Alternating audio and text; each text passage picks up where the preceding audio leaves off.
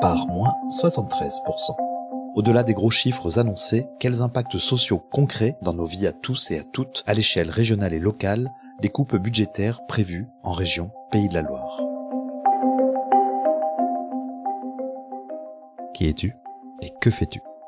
Organiste de formation, puisque j'ai eu un prix d'orgue au Conservatoire de Nantes, j'ai créé il y a 33 ans une association qui s'intitule l'Association pour la connaissance, la sauvegarde et la promotion des orgues en Maine-et-Loire, plus connue sous le nom de CSPO 49. Cette initiative faisait suite à une rencontre qui réunissait la DRAC des Pays de la Loire, la région des Pays de la Loire, le département 49 et la ville d'Angers, et reposait sur un constat commun, en fait, que l'orgue constitue une richesse patrimoniale et artistique qu'il convenait de valoriser, de faire découvrir ou redécouvrir en élargissant le champ couvert traditionnellement par l'instrument, puisque depuis la séparation de l'Église et de l'État en 1905, malheureusement, cet instrument était devenu un instrument dit religieux et avait disparu des salles de concert. Aussi, 33 ans après la création de cette association, en qualité de président de l'association et de directeur artistique, avec une équipe d'une vingtaine de bénévoles, nous organisons chaque année un festival qui s'intitule le Printemps des Orgues. Alors, ce Printemps des Orgues, c'est en moyenne par an, je dirais environ 11-12 concerts et ciné-concerts pour à peu près 12 000 auditeurs. Il croise ce festival des domaines artistiques les plus variés qui vont de la musique au théâtre, au cinéma. On explore également le jazz, la musique classique bien sûr, l'orgue, la guitare, les instruments, je dirais, qui n'ont pas l'habitude de jouer avec un orgue comme l'accordéon, le piano et parfois le saxophone. Pour réussir donc cette ouverture vers tous les publics, ce qui nous a permis d'ailleurs de faire grandir le public intéressé à ce type d'un instrument. Nous avons également créé des partenariats qui ont été pour nous essentiels et on travaille donc chaque année avec Angers Nantes Opéra, le Festival Premier Plan, le Théâtre Régional des Pays de la Loire, l'ONPL, la Société des concerts populaires, les écoles de musique, les conservatoires et puis parmi ces conservatoires, il y a Angers et Cholet, mais il y a également les écoles de musique de Segré et d'autres communes comme Saumur. Et on essaie donc d'ouvrir largement, je dirais, tout ce qui est partenariat envisageable pour faire de cet instrument un instrument de musique à part entière. En plus de cela, on est depuis quelques années conventionné par l'inspection académique puisqu'on a organisé depuis toujours des rencontres musicales à destination des scolaires. Depuis quelques années, ces rencontres musicales sont très importantes pour nous et suscitent un intérêt particulier du monde enseignant puisque nous avions l'année dernière 7500 demandes d'inscription sur toute l'année. On a pu en satisfaire que la moitié puisque on ne peut malheureusement pas accueillir 7500 scolaires dans nos manifestations, mais on a quand même accueilli l'an dernier près de 4000 enfants qui venaient de tout le territoire du Maine-et-Loire, puisque ça représentait à peu près 160 classes qui venaient de tout le Maine-et-Loire. Alors on est également inscrit dans un dispositif important, puisque on a un intérêt aussi pour tous les publics dits empêchés, et on est inscrit dans le dispositif de la Charte Culture et Solidarité de la ville d'Angers. En gros, si je résume en 2 chiffres ce festival, nous gérons chaque année un budget de 300 000 euros et ce qui est très important, ce budget est financé à 78% d'autofinancement à travers les droits d'entrée, les mécénats et les dons. Donc aujourd'hui, le subventionnement de notre structure ne représente que 22%. Si je te dis moins 73%, tu réponds... Alors pour nous, c'est une catastrophe sur le plan culturel, social et économique. Cette annonce qui a été faite par la présidente du conseil régional se traduit pour bon nombre de structures par une diminution drastique ou suppression de la subvention régionale dès 2025. Pour nous, c'est le cas puisqu'il s'agit d'une suppression pure et simple, soit moins 11 400 euros. Ça représente à peu près 3% de notre budget. Autant dire que sa position, si elle est confirmée par un vote du conseil régional, cette position est complètement incompréhensible, incohérente et, je dirais, pire que tout cela, destructrice. Comment Madame Morancet a pu déclarer dans son édito de notre programme 2025, et là je la cite, « La région des Pays de la Loire est donc fière d'accompagner cette belle aventure artistique et de soutenir les acteurs culturels pour garantir aux habitants de notre région l'accès à notre culture de qualité et de proximité. » Cela était signé au mois de septembre et 1 mois après, on nous annonçait la suppression de l'aide régionale. Comment peut-on comprendre que la région supprime son soutien au Printemps des Orgues alors que rien ne le laissait présager, que rien n'a été discuté avec les structures et les autres collectivités. Cette annonce est bien incompréhensible et incohérente quand elle se replie sur la notion de compétences dites exclusives de la région qui ne font pas partie de la culture.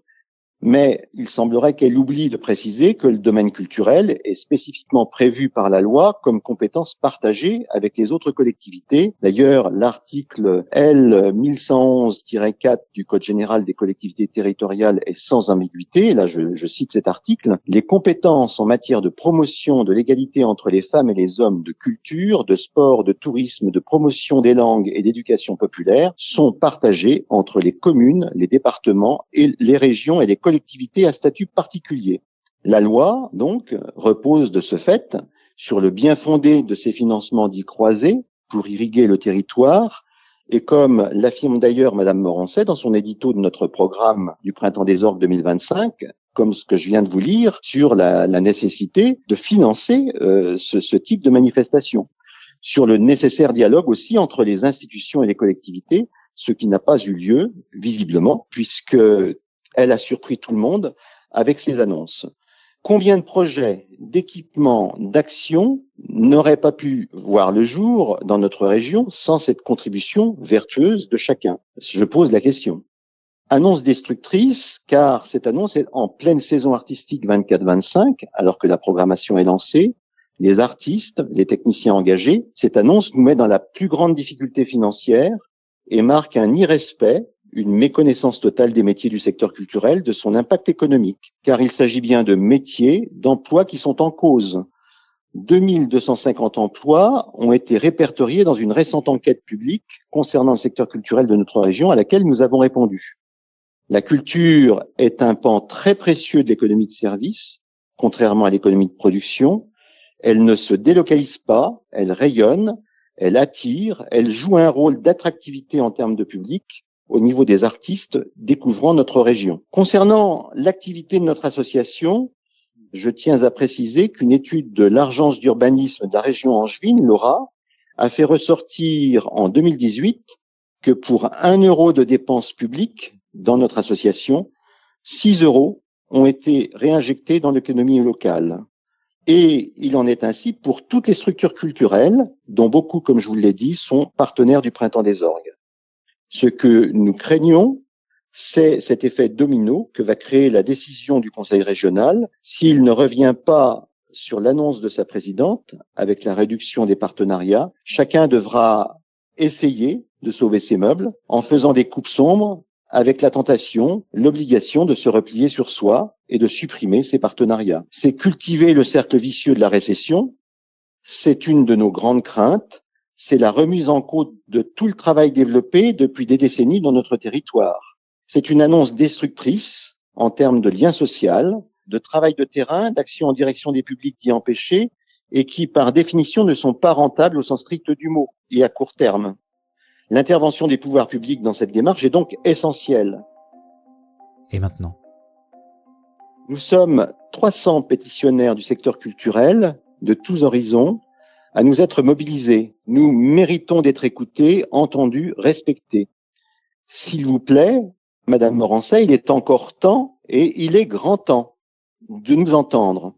Notre association, le Printemps des Orgues, n'a pas aujourd'hui les leviers, les moyens de compenser la défection si brutale de la région, alors que la saison est lancée. Notre autofinancement est déjà très performant et pas question pour nous de demander encore plus à notre équipe de bénévoles qui équilibre chaque année nos dépenses par des dons à hauteur de 30 000 euros, soit 10% de notre budget annuel. De plus, nous ne voyons pas comment les autres collectivités, départements et villes pourront compenser la suppression de l'aide régionale. Nous sommes véritablement dans le brouillard et aussi dans l'inquiétude, car faute d'anticipation, la région nous met en déficit forcé pour la saison 2025. Je vous pose la question, Madame Morancet, qui paiera au final?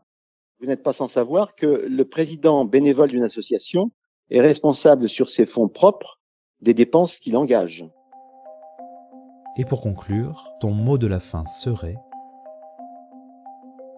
Je dirais que la période est vraiment difficile. Mais ce n'est pas la politique du pire qui nous fera sortir la tête de l'eau si on appuie sans cesse dessus.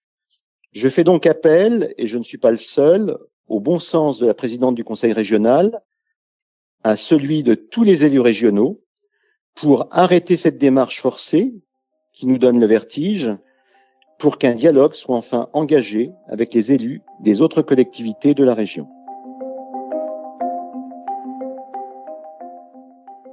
Une production Parole et compagnie.